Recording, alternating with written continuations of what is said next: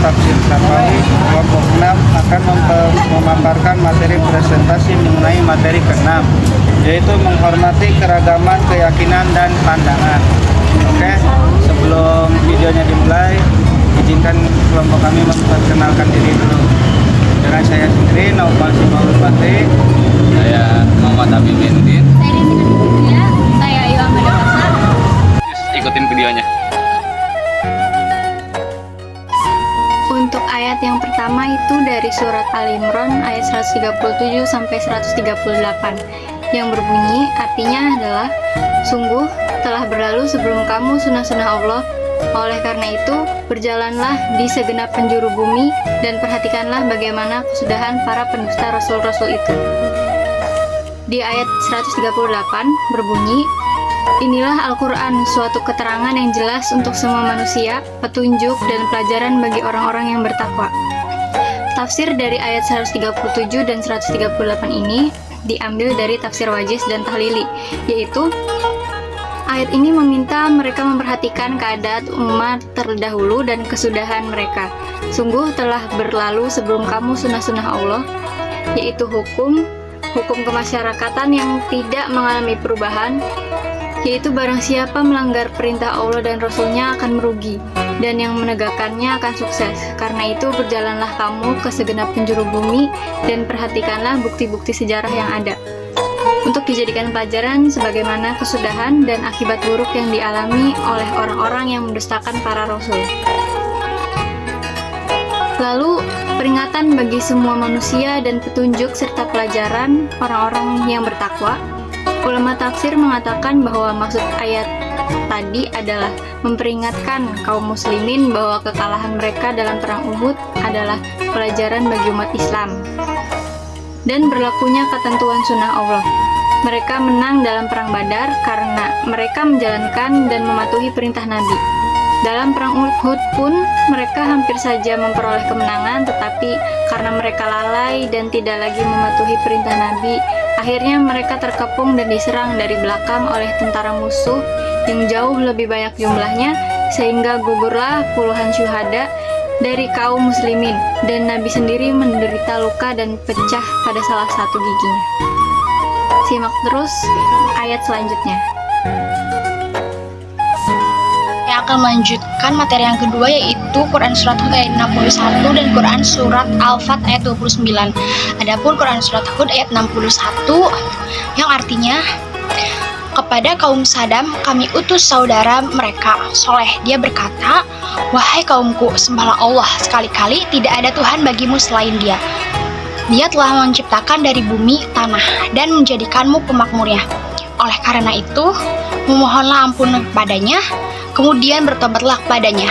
Sesungguhnya Tuhanku sangatlah dekat lagi memperkenankan doa hambanya. Adapun tafsir Wajiz yang menjelaskan tentang Quran Surat Hud ayat 61, yaitu setelah dijelaskan kisah kaum Hud dan keingkaran mereka terhadap nabinya serta azab yang ditimpanya kepada mereka, maka ayat berikut ini menjelaskan tentang kisah kaum Samud. Dan pada kaum Samud yang mendiami wilayah hijr antara kota Madinah dengan Tabuk, kami utus saudara keturunan mereka, yaitu Nabi Soleh. Dia berkata, wahai kaumku, sembahlah Allah Tuhan yang Maha Esa, karena tidak ada Tuhan bagimu yang pantas dan layak disembah selain Dia.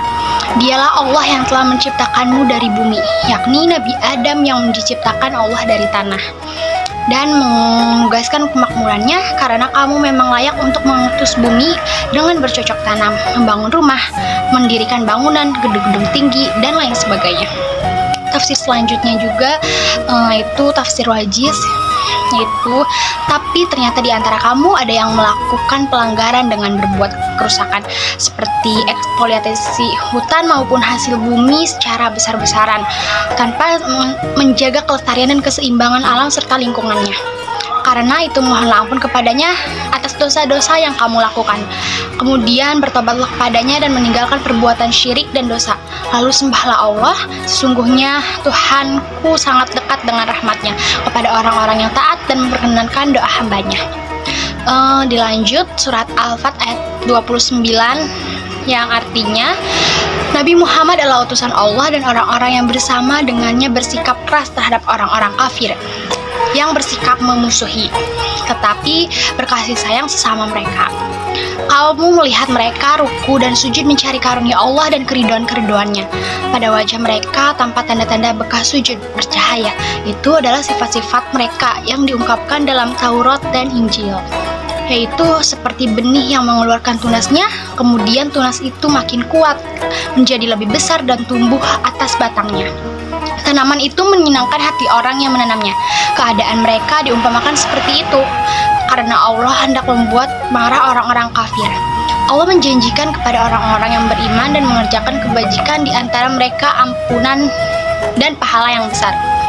Adapun tafsir Wajiz yang menjelaskan Quran surat Fat ayat 29 itu, Nabi Muhammad adalah utusan Allah yang membawa rahmat bagi seluruh alam. Dan orang-orang yang bersama dengan dia, yakni sahabat-sahabatnya, bersikap keras dan tegas terhadap orang-orang kafir yang menentang agamanya, tetapi berkasih sayang dan saling mencintai sesama mereka yang beriman. Kamu senantiasa melihat mereka ruku dan sujud, dan itu dilakukan semata-mata untuk mencari karunia Allah dan keriduannya. Engkau saksikan pada wajah mereka tampak tanda-tanda bekas sujud berupa cahaya yang menunjukkan ketakwaan dan kesolehannya. Tafsir Wajiz selanjutnya itu demikianlah sifat-sifat mereka yang sangat agung dan diungkapkan dalam Taurat yang diturunkan kepada Nabi Musa. Dan sifat-sifat mereka yang diungkapkan dalam Injil, yaitu seperti benih yang mengeluarkan tunasnya, kemudian tunas itu semakin kuat lalu menjadi besar dan tegak lurus di atas batangnya. Demikian perumpamaan orang-orang mukmin pengikut Nabi Muhammad SAW. Sesungguhnya mereka itu mula-mula sedikit saja, kemudian ia bertambah semakin banyak, bagaikan tunas yang menumbuh tanaman dan subur dan banyak buahnya. Tanaman itu menyenangkan hati para penanamnya. Sifat-sifat luhur dan mulia dinyatakan karena Allah hendak menjengkelkan hati orang-orang kafir dengan menunjukkan semakin banyaknya jumlah orang-orang mukmin dan semakin besar kekuatan mereka dari masa ke masa.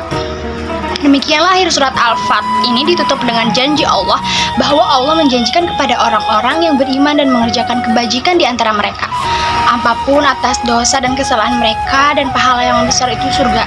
Semoga kami termasuk orang-orang yang memperoleh anugerah itu. Sekian, terima kasih. Bismillahirrahmanirrahim. Langsung saja dari saya, Quran surat Az-Zumar ayat 39 yang berbunyi A'udzubillahi minasyaitonirrajim.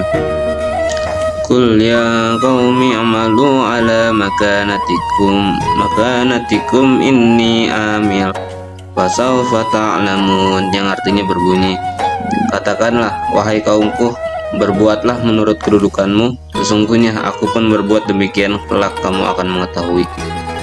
Dari tafsir Wajiz, penjelasan ayat tadi menggambarkan posisi Nabi Muhammad ketika berhadapan dengan orang-orang yang musyrikin Mekah yang menyembah berhala. Untuk mempertegas posisi itu, Allah memerintahkan kepada Nabi Muhammad agar menyampaikan kepada kaumnya untuk mengerjakan apa yang ingin mereka kerjakan, dan Nabi mengerjakan apa yang Nabi kerjakan. Katakanlah wahai Nabi Muhammad, wahai kaumku, berbuatlah menurut kedudukanmu dan sikap hidup kalian. Aku pun berbuat demikian sesuai dengan sikap hidup dan kepercayaan yang telah dihidayahkan Allah kepadaku. Kelak kamu akan mengetahui apa hasil perbuatan tersebut. Terus Quran surat Al-Hajj ayat 41 yang berbunyi A'udzubillahi minasyaitonirrajim. Qul ya qaumi amalu ala makanatikum inni amil fasawfa ta'lamun, yang artinya yaitu orang-orang yang jika kami beri kemantapan hidup di bumi, mereka menegakkan salat, menunaikan zakat, menyuruh berbuat yang ma'ruf dan mencegah dari yang munkar, hanya kepada Allah kesudahan segala urusan. Dalam tafsir Wajiz, para sahabat Nabi yang diusir dari kampung halamannya hanya karena mereka meyakini tidak ada Tuhan selain Allah, itu adalah orang-orang yang jika kami beri kedudukan kepada mereka di bumi dengan menjadi umara, mereka akan menggunakan kekuasaannya untuk mengajak umat melaksanakan sholat berjamaah di masjid awal waktu, menunaikan zakat, infak dan sedekah dengan manajemen yang baik untuk kesejahteraan umat, dan menyuruh berbuat yang makruf kepada seluruh lapisan masyarakat, dan mencegah dari yang mungkar dari siapa yang mengindikasikan melanggar hukum dan menyimpang dari aturan yang berlaku, dan kepada Allah lah kembali segala urusan dengan seadil-adilnya, mengenal nasib manusia di akhirat. Cukup sekian dari saya.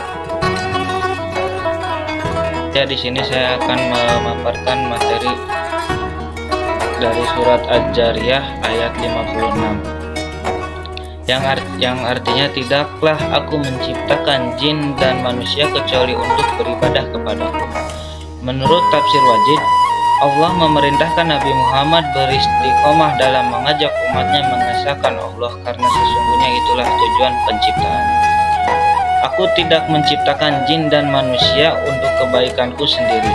Aku tidak menciptakan mereka melainkan agar tujuan hidup mereka adalah beribadah kepadaku, karena ibadah itu pasti bermanfaat bagi mereka. Adapun menurut tafsir Tahlili, ayat ini menegaskan bahwa Allah tidaklah menjadikan jin dan manusia melainkan untuk mengenalnya dan supaya menyembahnya. Dalam kaitan ini Allah Subhanahu wa Ta'ala berfirman, padahal mereka hanya disuruh menyembah Tuhan yang Maha Esa, tidak ada Tuhan selain Dia. Maha suci Dia dari apa yang mereka persekutukan. Surat At-Taubah ayat 31. Pendapat tersebut sama dengan pendapat Az-Zajjaj, tetapi ahli tafsir yang lain berpendapat bahwa maksud ayat tersebut ialah bahwa Allah tidak menjadikan jin dan manusia kecuali untuk tunduk kepadanya dan untuk merendahkan diri. Maka setiap makhluk, baik jin atau manusia, wajib tunduk kepada peraturan Tuhan, merendahkan diri terhadap kehendaknya, menerima apa yang Dia ditakdirkan mereka dijadikan atas kehendaknya, dan diberi rezeki sesuai dengan apa yang telah ditentukan. Tak seorang pun yang dapat memberikan manfaat atau mendatangkan mudarat, karena kesemuanya adalah dengan kehendak Allah Subhanahu wa Ta'ala. Ayat tersebut menguatkan perintah mengingat Allah Subhanahu wa Ta'ala dan memerintahkan manusia supaya melakukan ibadah kepada Allah Subhanahu wa Ta'ala. Oke, cukup sekian.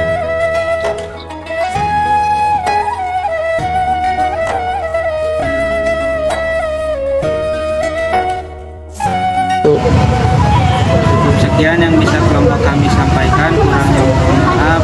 Billahi taufiq wal hidayah. Wassalamualaikum warahmatullahi wabarakatuh.